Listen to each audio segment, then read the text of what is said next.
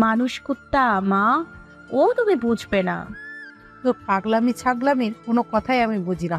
দুপা শান্তি মতো হাঁটতে পারিস না? দৌড়ের ওপর থাকতে হয় তোকে। মায়ের বকবক চলতেই থাকবে, থামার নাম নেবে না। হাতের কাপড়গুলোর দিকে ইশারা করে বলল, কোথায় রাখবো? আমার মাথায় রাখ। ঘরে যখন জায়গা নেই তখন আমার মাথায় এনে রাখ। মুখ মোচড় দিল রায়া। মহিলার মেজাজ দিন দিন এমন খিটখিটে হয়ে যাচ্ছে কেন? পাগল টাগল হয়ে যাচ্ছে নাকি? না, সময় থাকতে ডক্টর দেখাতে হবে। এত রাগও কেন? বিছানার ওপর না রেখে আমাকে জিজ্ঞাসা করছিস কেন কোথায় রাখবো? রাখবো না তা কি তোকে কি চুমু খাবো? চুমো খেতে বলেছে কি? নাও রাখলাম। এবার খুশি তো? রাখলাম কি?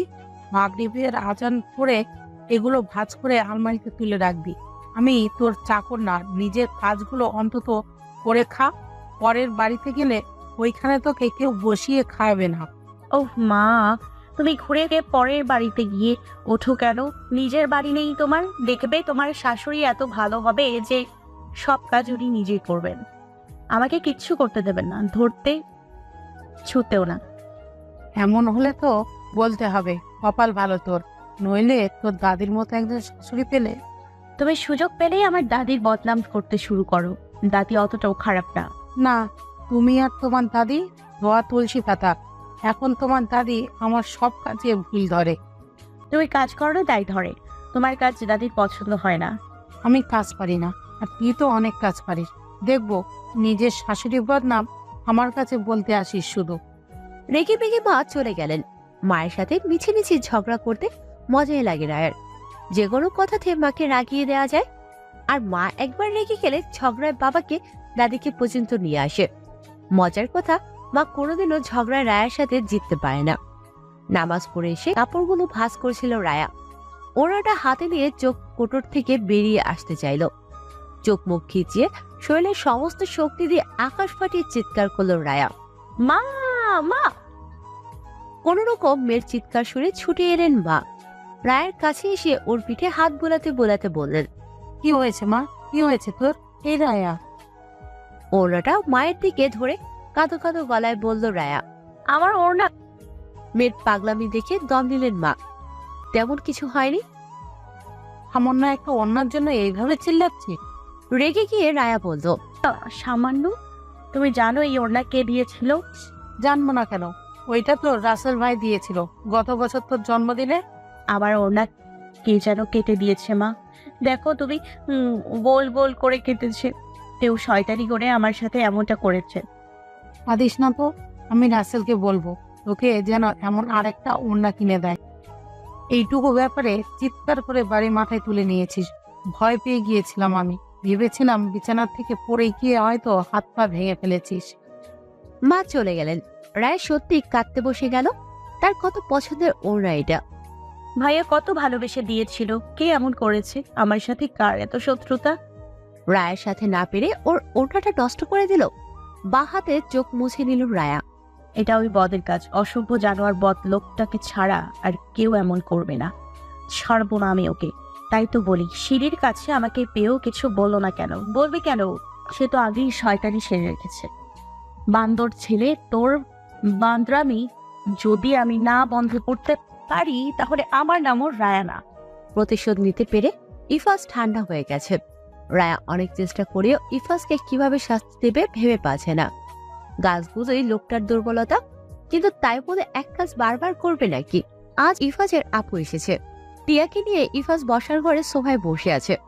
আপু মার সাথে রান্নাঘরে। সেখান থেকে আবার গলা উঁচিয়ে ইফাজের সাথে কথা বলছে। হ্যাঁ রে ইফু, তোর চাকরির বাকরির কি খবর? দেশের বাইরে তো যাবি না, দেশের কোন চাকরিটা করবি শুনি? ভাবছি তোর জামাইয়ের সাথে তোদের কাপড়ের দোকানে বসে যাব। দুলাভাই এক হাতে কয়টা শাড়িও দেখতে পারে, আমি সাথে থাকলে ওর একটু সুবিধা হবে। আপুকে খেপানোর জন্য এই কথাটুকুই যথেষ্ট। ইফাজ ভাবছে আপু আবার গরম খুন্তি এনে গালে না ছুঁয়ে দেয়। দৌড়ে বেরিয়ে এসেছে অপু। ইফাজকে মারতে মারতে বলল, শয়তান, কাপড়ের দোকান আমার শ্বশুরের।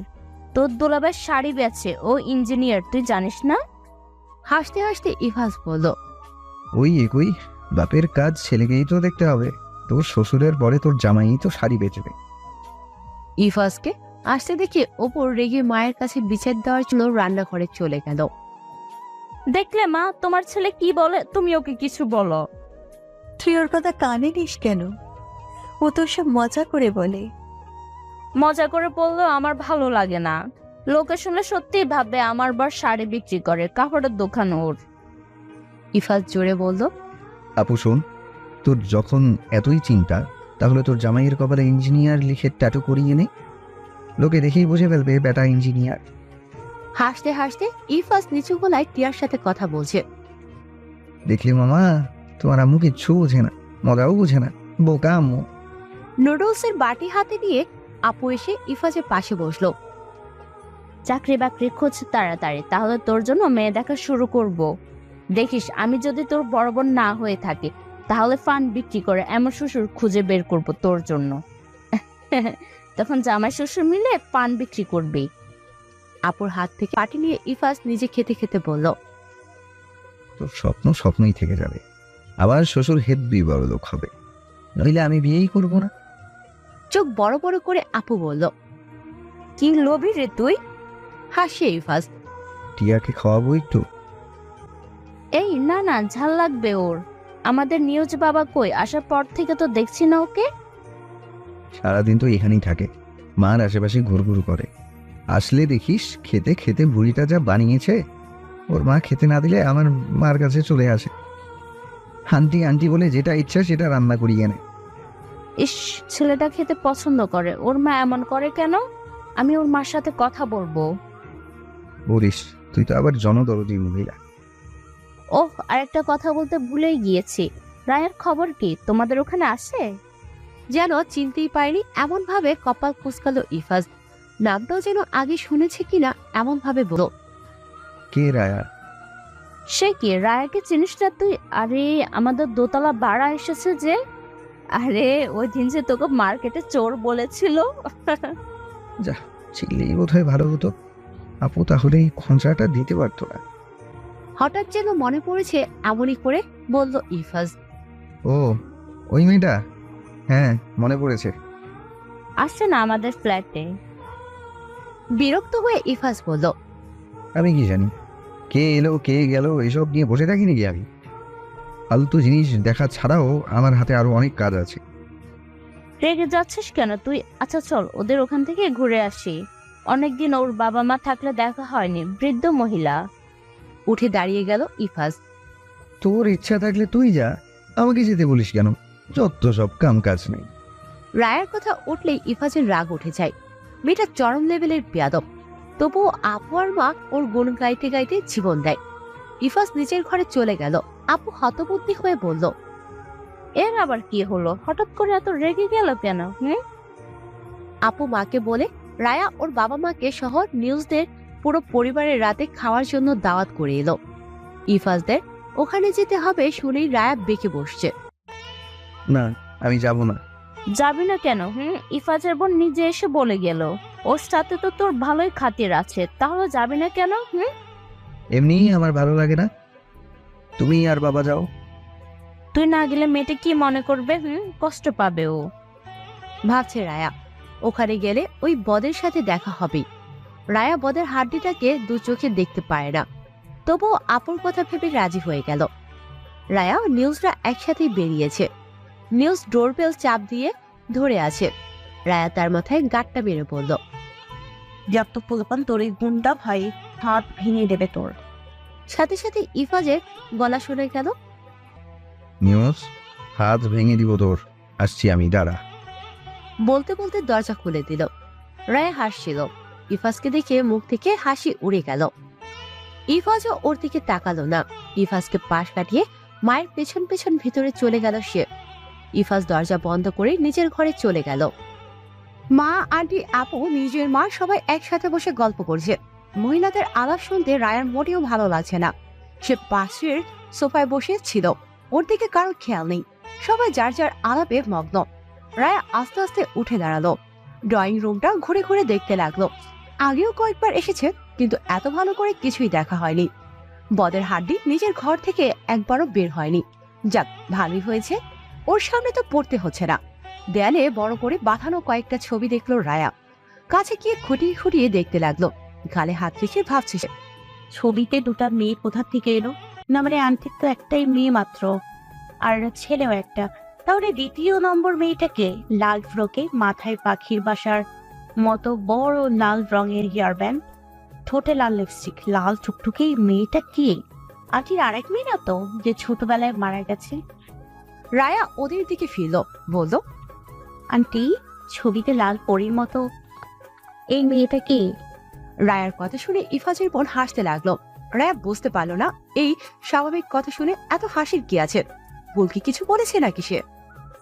কোন পরীর কথা বললে মা? লাল পরীটা? ওই যে ছোট্ট লাল পরী, যার হাতে প্লাস্টিকের লাল ফুল? মেয়েটা কি? মেয়ে? পেট চেপে হাসতে লাগলো আপু। হাসতে হাসতেই বলল, ও মা গো, মরে যাব, হাসতে হাসতে পেট ফেটে যাবে আমার। মা, বলছো না কেন, মেয়েটা কে? আন্টিও মিটফিট করে হাসছে, আপু পাগলের মতো হাসছে। ওদেরকে এভাবে হাসতে দেখে বোকা হয়ে গেল রায়া। মনে মনে ভাবছে, পুরো পরিবারেরই মাথা তাচ্ছিরা নাকি? বুঝলাম না বাবা, পাগল ছাগল সব একসাথে কিভাবে? মেয়েটা পাগল আর ছেলেটা হচ্ছে গিয়ে ছাগল। রায়াকে বোকা হয়ে তাকিয়ে থাকতে দেখে আপু অনেক কষ্টে হাসি থামিয়ে বলল, ছবিতে তোমার ওই লাল পরীটা মেয়ে না রা, এটা ছেলে। আমাদের ইপু। এ রায়ার মুখ হা হয়ে গেল। কি বলে এসব? এটা ওই বদের হাড্ডিটা? সিরিয়াসলি? হ্যাঁ, ওই ছবিতে যাকে দেখছো সে আমার ভাই। ছোটবেলা আমার খুব শখ ছিল ওকে আমার মতন মেয়ে সাজাবো, আমার জামা কাপড় পরিয়ে সুন্দর করে সাজাবো। তখন তো ছোট ছিলাম, নিজেই পারতাম না। তা একদিন আমার কান্নাকাটি থামাতে গিয়ে মা ওকে একদিন আমার মতন করে সাজালো। একবার ইফাজের ছবির দিকে, একবার আন্টির দিকে তাকাচ্ছে রায়া। নিজের চোখকে বিশ্বাস করতে পারছে না রায়া। একটু বোঝা যাচ্ছে না এটা ছেলে মেয়ে না। আন্টি বললেন, ইফুটা ছোটবেলা ইফার থেকেও সুন্দর ছিল, একদম সাদা সুন্দর। চিকন চিকন নাক মুখের কারণে ওকে মেয়ে মেয়ে লাগতো। ইফার দিকে দেখিয়ে আন্টি বললেন, এই বজ্জাতটা আমার ছেলেকে অনেক জ্বালিয়েছে, কেঁদে কেটে ওর সাথে আমার ছেলেকেও মেয়ে সাজিয়েছে। ওর সব কটা জামা ইফুকেও পরিয়েছে। ভালোবাসা মা, এটা ভাইয়ের প্রতি বোনের ভালোবাসা। রায়ার পাশে এসে দাঁড়িয়ে রায়ার কাঁধে হাত রেখে ইভা বলল, সুন্দর লাগছে না আমার ভাইকে? একদম মেয়ে মেয়ে লাগছে। তুমি ঠিক বলেছিলে। লাল পরি একটা। এই ছবিটা দেখলে এখন ওকে গালতে না আদর করতে ইচ্ছে করে। রায়া নিজেকে সামনে নিয়েছে। সত্যি বড় বোন ভালোই অত্যাচার করেছে বদরটা। এই ছবি নিয়ে কত কাহিনী। ইফাস তো এই ছবি রাখতেই দিবে না, নষ্ট করে ফেলবে, নয়তো রুমের কোনো কোনায় কানায় রেখে দিবে। প্রথম দিন এখনো দেখলে এটা আমি বসার ঘরে টাঙিয়েছিলাম।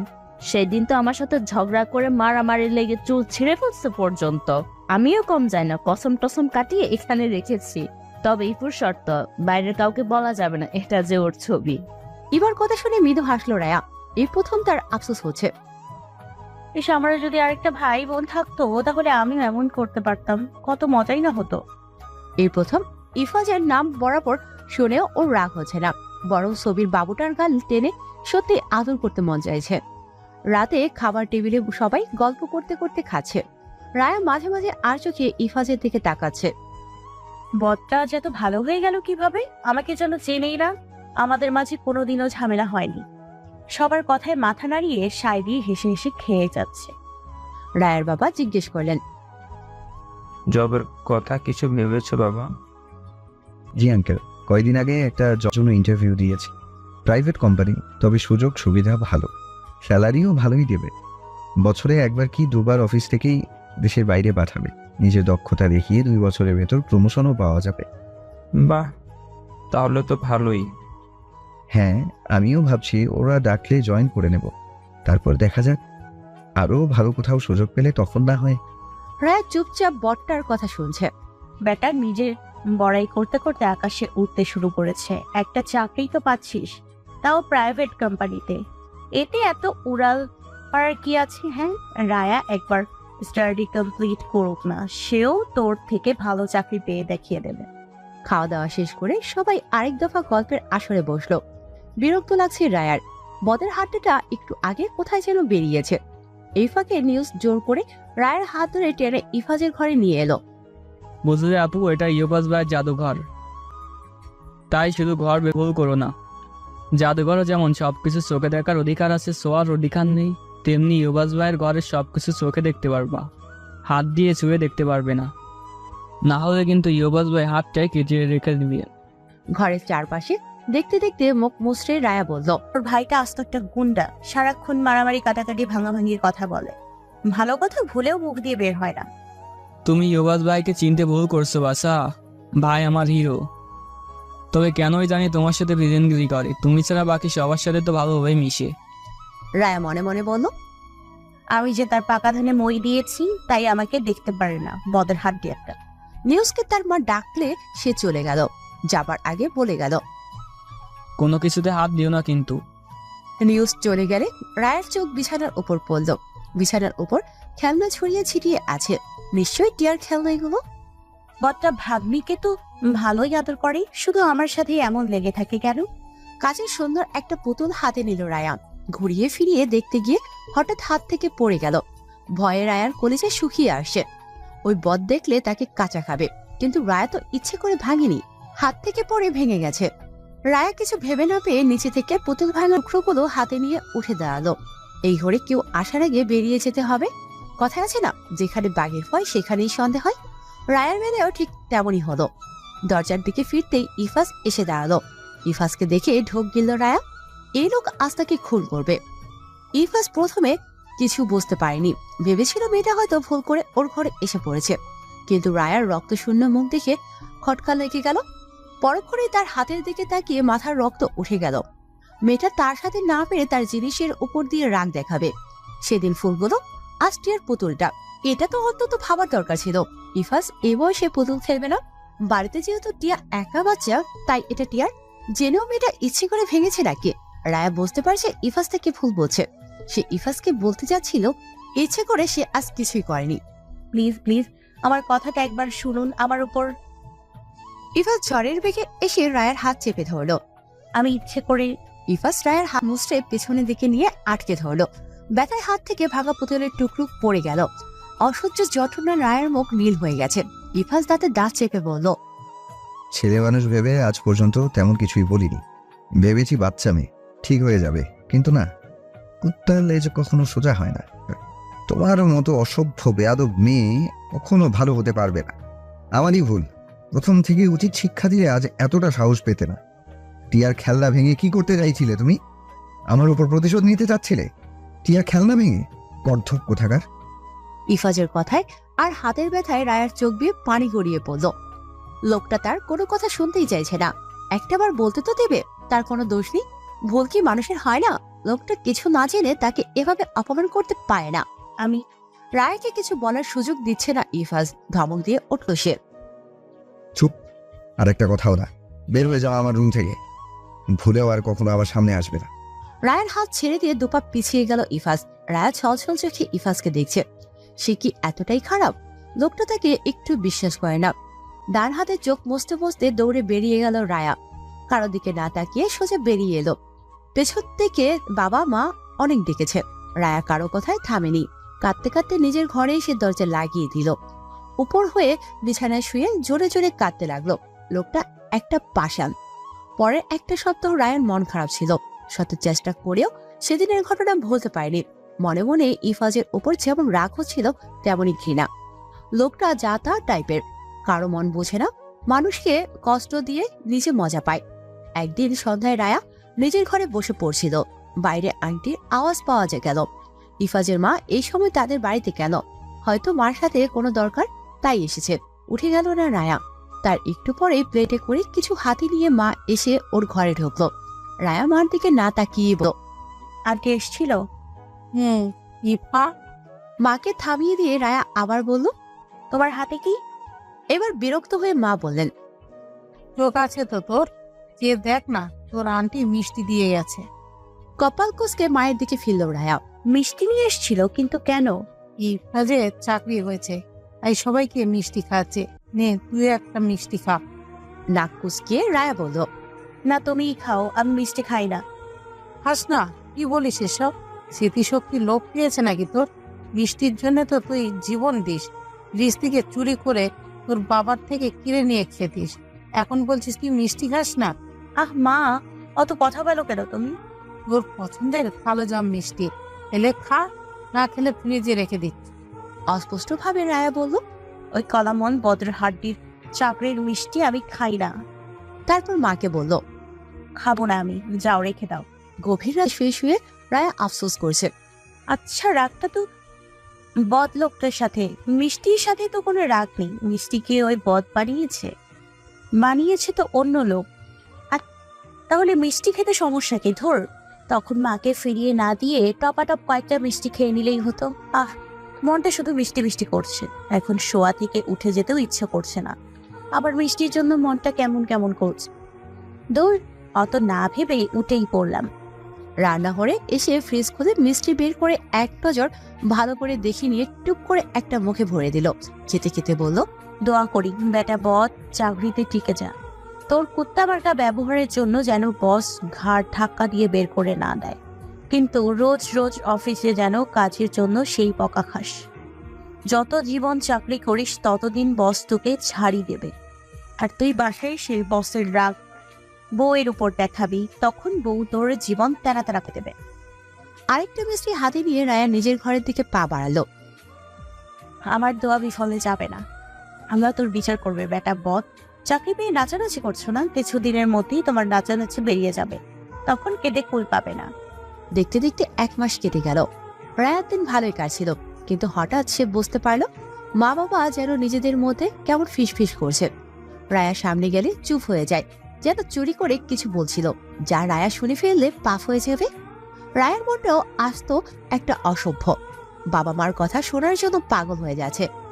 নখ কাটতে কাটতে রায়া ভাবছে, বাবা মা আমার আড়ালে চুপি চুপি কি ফন্দি করে। হ্যাঁ, জামাই বউ মিলে তো সেই ফিসফিসানি চালিয়ে যাচ্ছে, আমাকে নিয়ে কোনো কুমত্ত পারছে না তো। ব্যাপারটা তো দেখতে হচ্ছে। হাজার চেষ্টা করেও রায়া ব্যাপারটা বুঝতে পারলো না। কত আড়ি পেতেছে, কত উকি ঝুঁকি মেরেছে, কিন্তু ফলস্বরূপ হাতে কোনো তথ্যই পায়নি। ঠিক বুঝতে পারছি, এই দুই স্বামী স্ত্রী আমার আড়ালে ঘোর ষড়যন্ত্র করছে। নয়তো এত সাবধানতা বজায় রাখছে কেন? কোনোভাবেই আমাকে কিছু বুঝতেই দিচ্ছে না। আর 2 দিন ভাবতে ভাবতেই কেটে গেল। 3য় দিন রাতে রায়ার বাবা রায়াকে ডাকলেন। মা বাবার পাশে চুপচাপ দাঁড়িয়ে আছে, চোখে মুখে চাপা উত্তেজনা। শুধু উত্তেজনা না, হালকা ভয়ও দেখা যাচ্ছে। বাবা কিছু বলবে বলবে করেও বলছে না। আর দাঁড়িয়ে থাকতে না পেরে বিরক্ত হয়ে রায়া বলল। চুপ করে বসে থেকে আমাকে দেখার জন্য এখানে ডেকেছো নাকি? কিছু বললে বলো, নয়তো আমি চলে যাই। নরম কণ্ঠে বাবা বললেন। আমার পাশে বসো মা, তোর সাথে কিছু কথা বলতে চাই। রায়া বসলো, মনে মনে ভাবতে লাগলো। বাবা কি এমন কথা বলবে যার জন্য এত ভনিতা করছে? আজ বাবার গলাটাও কেমন লাগছে। কি বলবে বাবা? রায়ার মাথায় হাত রেখে বাবা বললেন। আমি একটা কাজ করে ফেলেছি মা, জানি তোকে না জানিয়ে কাজ করা ঠিক হয়নি, কিন্তু মা আমি তো তোর বাবা, আমি কি তোর খারাপ চাইবো বল? তুই তো জানিস আমি যা করি তা তোর ভালোর জন্যই করব। আজকে তুই ভুল বুঝিস না মা, আমার উপর রাগ করিস না। কিছুই বুঝতে পারছে না রায়া। বাবার মাথাটা তো খারাপ হয়ে গেল নাকি? হঠাৎ করে এসব কেমন ধরনের কথা বলছেন? বাবা বলতেই আছেন। তোকে না জানি আমি তোর জীবনের সিদ্ধান্ত নিয়ে ফেলেছি মা, আমি তোর বিয়ে ঠিক করে ফেলেছি। কথাটা শুনে রায়ের মাথায় যেন আকাশ ভেঙে পড়লো। বাবা এসব কি বলছে? বিয়ে ঠিক করে ফেলেছে মানে? আমার তো এখনো অনার্সই কমপ্লিট করা হয়নি, এখনই কিসের বিয়ে? বাবা তো আমার পড়ার জন্যই ঢাকা এসছে, নিজের ঘর বাড়ি ছেড়ে এখানে ভাড়া থাকছে। তাহলে হঠাৎ করে বাবা এমন একটা সিদ্ধান্ত নিল কেন? রায়কে অবাক হয়ে তাকাতে দেখে বাবা আবার বললেন। ছেলে আমাদের পরিচিত, ওর বাবা মার তোকে পছন্দ হয়েছে, ওনারা আমাকে এমনভাবে ধরলেন আমি আর না করতে পারলাম না। ছেলে অনেক ভালো, দেখিস তোর ঠিক পছন্দ হবে। রায়ের বাবা উপরে রাগ করবে নাকি কষ্ট পাবে ঠিক বুঝতে পারছে না। বাবা কি তার মনের অবস্থা বুঝতে পারছে না? বাবার কাছে সে এতটাই ফেল না, একটাবার তার মতামত জানারও প্রয়োজন মনে করলো না। তাকে একবার জিজ্ঞেস করতে পারতো তো। থমথমে মুখে রায়া উঠে দাঁড়ালো, বাবার চোখে চোখ রেখে বলল। আমি এখন বিয়ে করব না। তোমার কাছে আমি এতটাই ফেল না তা জানতাম না বাবা। আমি ভাবলাম আমি তোমার জীবন, আমাকে ছাড়া তুমি বাঁচবে না, কিন্তু না, তুমি আবার পুরো ধারণাটাই ভুল প্রমাণ করে দিলে বাবা। ছলছল চোখে কথাগুলো বলে রায়া দৌড়ে নিজের ঘরে চলে গেল। বাবা তার চলে যাওয়ার দিকে তাকিয়ে অসহায়ভাবে হাসলেন। মা পেছন থেকে রায়াকে ডাকতে লাগলো। তোর বাবার কথা তুই এইভাবে অমান্য করতে পারিস না। তোর ভালোর দিকটা ভেবেই হয়তো লোকটা এই সিদ্ধান্ত নিয়েছে। ওকে এখন কিছু বলো না, পাগলিটা আমার উপর রাগ করেছে। ওকে একা ছেড়ে দাও। মেয়েটা আমার থেকে কখনো এমনটা আশা করেনি। আমি নিজেও বুঝতে পারছি আমার মেয়ের মতামত না নিয়ে ওদেরকে কথা দেওয়া ঠিক হয়নি। আমার মেয়ে রাজি না থাকলে আমি ওদের কাছে ক্ষমা চেয়ে নিব। মেয়ের চাওয়া আমার কাছে সবার উপর। রায়ার ঘরের বন্ধ দরজার দিকে তাকিয়ে হাসলে তিনি। অভিমানী মা আমার। ঘরে এসে সশব্দে দরজা বন্ধ করে দিল রায়া। দরজার পিঠ ঠেকিয়ে তরতর করে চোখের পানি ফেলতে লাগলো। মার থেকেও বাবা তার বেশি কাছের ছিল। মা ছোট থেকে বকেছে, মেরেছে, কড়া কথাও বলেছে, কিন্তু এত বছরের জীবনে বাবা কোনোদিন মুখ কালো করে একটা কথাও বলেনি। হাজার ভুল করলেও হেসে বুঝিয়েছে, ক্ষমা করে দিয়েছে ছোট বড় সব অপরাধ। আজ সেই বাবা তাকে না জানিয়ে বিয়ে ঠিক করে ফেললো। রায়া কখনো বাবার কথার বিরুদ্ধে যেত না। বাবা যাকে ঠিক করে দিত তাকেই বিয়ে করত। কিন্তু আজ বাবা তার মন ভেঙেছে, কষ্ট দিয়েছে তাকে। ওইদিকে ইফাজা জানে না তার সাথে কি হতে চলেছে। বাবা মা আপু কোনো আপদ তার ঘাড়ে চাপাতে চাইছে। ইফাজ হয়তো কল্পনাও করতে পারেনি যে মেয়েকে সে সহ্যই করতে পারে না, বাবা মা তার সাথেই ওর বিয়ে ঠিক করেছে। আপু ইফাজকে বলার সাহস পাচ্ছে না, মা বাবাকে বলার জন্য বলছে। শেষে বাবা কথাটা ইফাজকে বলেই ফেললেন। প্রথমে বিয়ের কথা শুনে ইফাজ তেমন কোনো রিয়েক্ট করেনি, স্বাভাবিকভাবেই বলেছে, আমি এখন বিয়ে করব না। জব নিয়েছি 2 মাসও হয়নি, এখন কিসের বিয়ে? 2-3টা বছর যাক, তারপর দেখা যাবে। ইফাজের কথা শুনে আপু ঝাঁঝিয়ে উঠে বলল, 2-3 বছর তো সময় তোর জন্য বসে থাকবে। বয়স বাড়ছে না তোর, বুড়ো হবি না? হেসে ইফাজ জবাব দিয়েছে, তোর থেকে 3 বছরের ছোট আমি। তুই এখনো বুড়ি না হলে আমি বুড়ো হয়ে যাব কেন? জানি না আমি কিছু, মা তোমার ছেলেকে তুমিই বুঝাও, আমি এই ছেলেকে কিছু বুঝাতে পারবো না। মুখ পাকিয়ে ইফাজ বলেছে, তোর বোঝাতে হবেও না, নিজের চরকায় তেল দে তুই। আমার বিয়ে নিয়ে বাবা মাই ভাববে, শুধু শুধু আমার চিন্তা করে তোর চুল পাকাতে হবে না। এবার বাবা বললেন, আমরাই ভেবেছি, তবে ভেবেচিন্তে সিদ্ধান্ত নিয়েছি। আশা করি আমার সিদ্ধান্তে তোর কোনো আপত্তি নেই। দীর্ঘশ্বাস ফেলে ইফাজ বলল, ভেবে নিয়েছো তাহলে আবার জিজ্ঞেস করছো কেন? আবার তো মনে হয় তোমরা সব ঠিকঠাক করেই আমাকে জানাচ্ছ। আপু উৎসুক হয়ে উঠে দাঁড়ালো, বলল, তাই বলে তুই মেয়ে দেখবি না? বাবা আমার পছন্দের বিয়ে করে ফেলবি? তোদের দেখা আর আমার দেখা একই কথা। তাছাড়া থাকবে তো তোদের সাথে। তোদের পছন্দ না হলে তখন শাশুড়ি বউয়েতে ননদ ভাবিতে ঝগড়া হবে। এবার বলিস না, আমাদের সাথে থাকবি কেন? সারা জীবন তোরাই সংসার করবি। দুজন দুজনকে ভালো না লাগলে একসাথে থাকতে পারবি না। সেটা যদি ভাবতি তাহলে মেয়ে ঠিক করার আগে আমাকে জানাতে, আমার মতামত নিতি, মেয়েকে আমার সাথে দেখা করাতে। তোরা তো কোনো সুযোগই দিলি না, আগেই সব ঠিক করে ফেললি।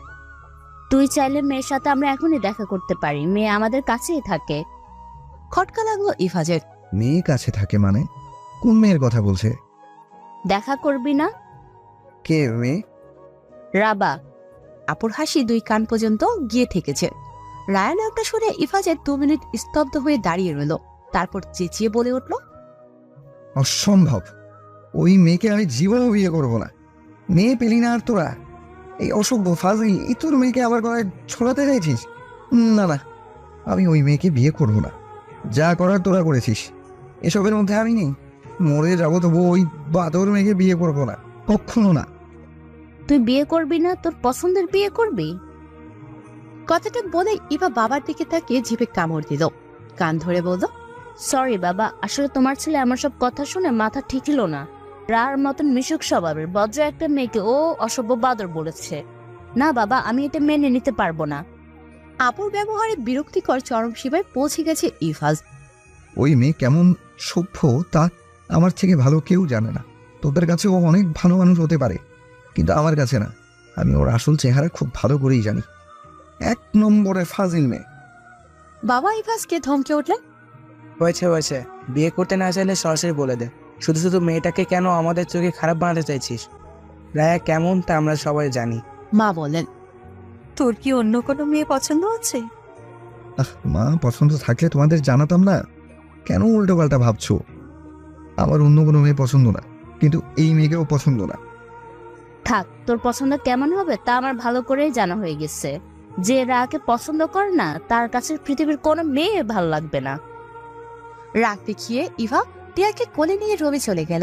বাবা বললেন, পছন্দ যেহেতু নেই, তাই আমরা যাকে ঠিক করেছি তাকে বিয়ে করতে হবে, এবং এটাই আমার শেষ কথা। আমার সিদ্ধান্তে তোমার কোনো আপত্তি থাকলে ওই যে দেখো দরজা খোলা আছে, সোজা চলে যেতে পারো, আমরা আটকাবো না। বেরিয়ে যেতে যেতে বাবা বললেন, ভালো একটা মেয়ের নামে যা তা বলছে, বিয়ে করবে না তাই বলে মেয়েটার নামে অপবাদ দিবে? আশ্চর্য। ইফাস ভেবে পাচ্ছে না এই মেয়ে দুদিনে তার বাবা মা বোনকে কি এমন জাদু করলো। বাবা তাকে বাড়ি থেকে বেরিয়ে যেতে বলছে, তবুও মেয়েটার নামে কোনো কথা শুনতে চাইছে না। তার কথা কেউ বিশ্বাসই করতে চাইছে না। সবাই ভাবছে বিয়ে না করার জন্য সে এসব বানিয়ে বলছে। আজব তো। সবভাবে চালানো শেষ, এখন আমাকে বিয়ে করে আমার গায়ে ছুলে চালানোর মতলব করা হচ্ছে। আচ্ছা ঠিক আছে, আমিও ইফাস, এত সহজে তো আমি তোমাকে ছাড়বো না। আমি তোমার জীবন তেজপাতা বানিয়ে তারপর স্বস্তির নিঃশ্বাস নেব, এর আগে না। মায়ের শত বোঝানোর পর বাবার সম্মানের কথা ভেবে রায়া বিয়েতে রাজি হয়ে গেল। কিন্তু বাবার ওপর থেকে রাগ অভিমান পুরোপুরি গেল না। বলতে গেলে বাবার উপর এক প্রকার রাগ দেখিয়ে রাজি হয়ে গেছে। বিয়ে দিতে চাইছে তো দি। বিয়ের পর যখন রায়া শ্বশুরবাড়ি থেকে আসবে না, তখন বুঝবে মজা। এক মেয়ের জন্য কেঁদে কেটে বুক ভাসাবে, চোখের পানি দিয়ে বন্যা বয়ে দিবে, তবু আমি আসবো না। অর্থহীন রাগ মনে চেপে বাবার সামনে গিয়ে দাঁড়ালো। বাবা রায়াকে দেখে মৃদু হাসলেন, বললেন, রাগ কমেছে আমার মা? না, কিছুই বলল না রায়া। চুপ করে দাঁড়িয়ে রইল। আমি ওদেরকে না করে দিব। ও আমার মেয়ে রাজি না, এবার খুশি তো মা? বাবা মুখে হাসি দেখে রায়ার মুখের দিকে তাকালেন। ভাবলেন রায়া হয়তো এই কথা শুনে খুশিতে লাফিয়ে উঠে ওনার গলা জড়িয়ে ধরবেন, কিন্তু রায়া এমন কিছুই করলো না। উল্টো থমথমে কালো মুখে বলল, না। ভ্রু কুঁচকে বাবা বললেন, না। কি না মা? আমি রাজি। তুমি যা বলবে আমি সেটাই করব, তোমার কথার বিরুদ্ধে যাব না। তুমি আমার জন্য যা ভালো মনে করেছো, তোমার কথায় আমি কোনো প্রশ্ন তুলব না। কথা বলতে বলতে কান্না আটকে রাখতে পারছিল না রায়া। কোন রকমের কথাটা বলেই বাবা মার সামনে থেকে চলে এলো। মা বললেন, দেখলে বলেছিলাম না, তোমার মেয়ে তোমার কথার বাইরে যাবে না। স্ত্রীর কথা ওনার কানে যাচ্ছে না। রায়কে নিয়ে ভাবছেন উনি। চিন্তিত মুখে রায়া চলে যাওয়া দেখলেন, তারপর দীর্ঘশ্বাস ফেলে বললেন, মেয়েটা আমার ওপর রাগ দেখানোর জন্য এসব করেছে। আমি জানি আমার মেয়ের মনে কি চলছে। আমি ওকে না জানিয়ে বিয়ে ঠিক করেছি বলে প্রথমে রাগ করেছে, এখন অভিমান করে বিয়েতে রাজি হচ্ছে।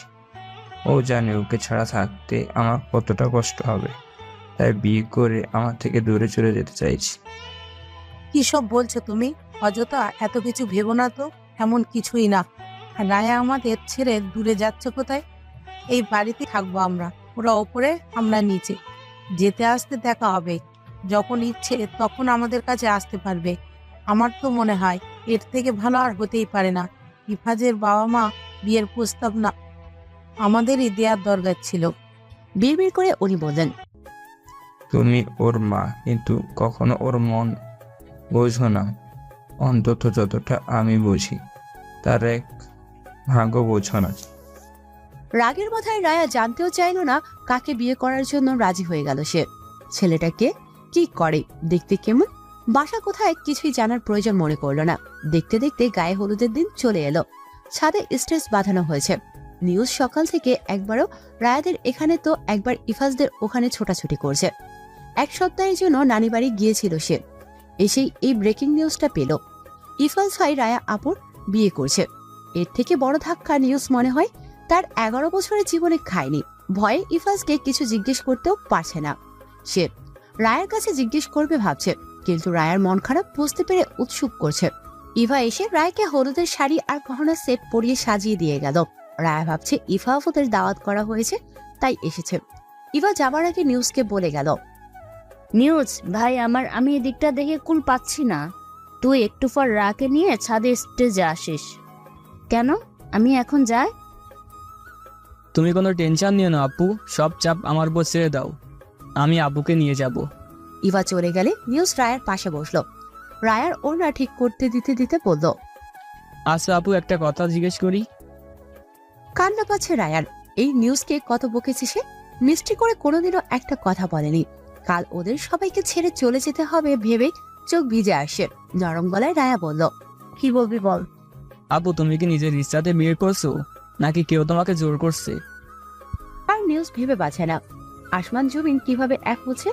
রায়া তো ইফাজকে দেখতেই পারে না, তাহলে বিয়ে করছে কেন? ওর ছোট মাথায়